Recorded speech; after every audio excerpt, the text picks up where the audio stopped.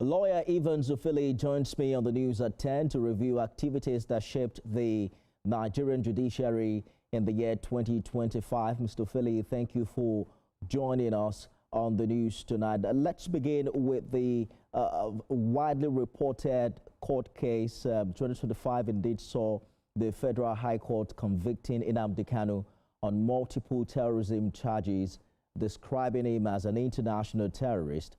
What precedent does this set for how Nigeria handles terrorism and political dissent within the judicial system, particularly when the trials span several years involving multiple judges? Yes, it sets a lopsided precedent because as far back as 2017, IPOB was proscribed. Okay.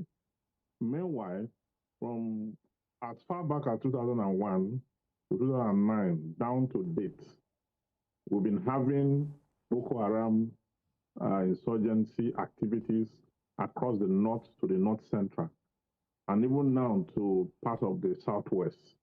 Okay, but none have been prosecuted really in true sense of it. Though we have one or two cases of prosecution ongoing, but none has been taken seriously like that of Nnamdi Kanu. Okay, and so IPOB that did not demonstrate any form of arms carrying at the time was proscribed. The organization that was, killing people, the Boko Haram and the rest of that, making a whole lot of crime in the country, was left on the hook. It took the effort of the United States to even compare Nigeria to name the bandits terrorists before they can get the Tucano jets, at the time we got it. So you find that there is a lopsided precedent. As a precedent that does not show any sense of seriousness in terms of our combat. No little wonder it spiraled out and became uncontrollably to the point where America has to step in at the second attempt to tame the situation. So the precedent is not a good one because if you look at Nnamdi Kanu's case from start to finish, there's a lot of human rights violation within the context of that conviction. From where he was on bail, where his house was invaded by, the Nigerian army through the Operation Python dance, so they kill his parents, kill a lot of people, and from there he escaped. Then somehow they got him at Kenya, brought him in, almost like abducting him into the country and the rest of that, without going through a extradition process and the rest of that. And even the Supreme Court said that it was irresponsible for Nigerian army to have invaded his house, that the extraordinary rendition was wrong, and the rest of that.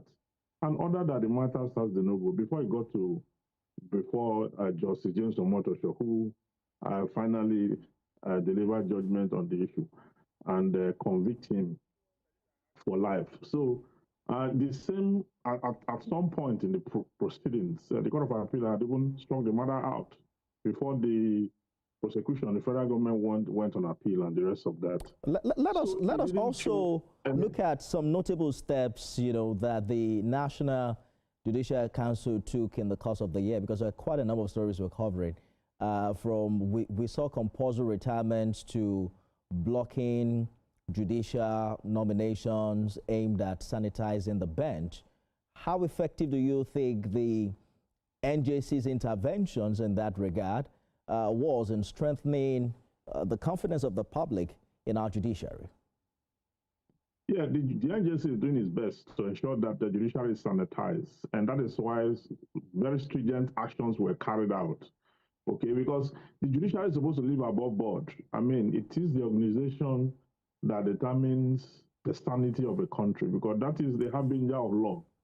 And if that house is not in order, that means society will be in anarchy and chaos. And so the NJC always have regulated the bar and the bench. I mean, we should commend them.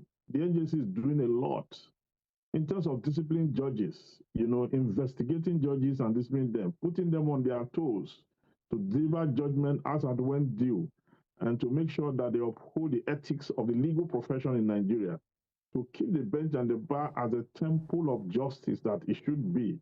A law is a noble profession. So the ethics and ethos of that profession, the NJC have through its strategy and parameters Yes. ensure that the judicial system is up and doing. We have to go now, but we can't review 2025 without talking about the Supreme Court upholding Mr. President's authority to declare state of emergency. But you also limited the suspension of elected officials. But how do you assess the balance the judiciary is striking between executive authority and constitutional protections for citizens and elected representatives? There are also concerns we've heard about what this precedence means for future cases. Well, under our judicial system, we have supremacy of the Constitution. In Section 1, Subsection 1 of the 1999 Constitution as amended, it declares that this Constitution is supreme and its provisions have a binding force on all persons and authority throughout the Federal Republic of Nigeria. All persons and authority, including the President, institutions, and authorities. Okay, so this is the supremacy of the Constitution that is guaranteed by our Constitution. So when the Constitution says that the President have the power to declare a state of emergency and that he can use extraordinary means or measures, okay, it didn't say that the extraordinary means or measures should include removing democratically elected governors and House of Assembly members and the deputy governor. It didn't say that. So the Supreme Court's attempt to distend or extend the power of the president in that context came in a bad light because some people have called it a pragmatic judgment. For me, I still think it weakens democracy further because when you look at it, it then empowers the executive in a way that is overbearing. And then that fractures separation of power and the check and balances that comes with it. It gives the executive edge over the entire process. And the expressions made by, that is why the dissent judgment is the one I really would go with in that context. 1 out of 4, we'll probably see how the National Assembly respond in the course of this here. Evans Ufeli, a legal practitioner, thank you for talking to us. My pleasure.